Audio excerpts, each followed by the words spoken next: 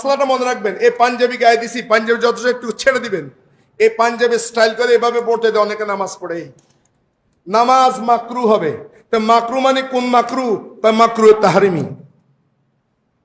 অনুরূপভাবে ফ্যান পড়তে দেওয়া, ফ্যান উপর থেকে পড়তে পারবেন, উপর থেকে পড়তে পারবেন লুঙ্গির মতো, কিন্তু নিচ থেকে পড়তে দিলে মাকরু তাহরিমি হবে।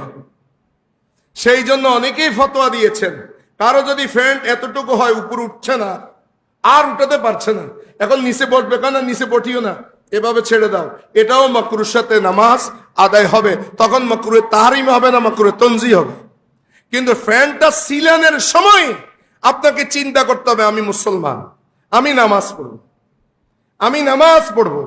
অতএব আপনাকে প্যান্ট, পায়জামা, সালোয়ার এটা পরার সময় সেভাবে করতে হবে।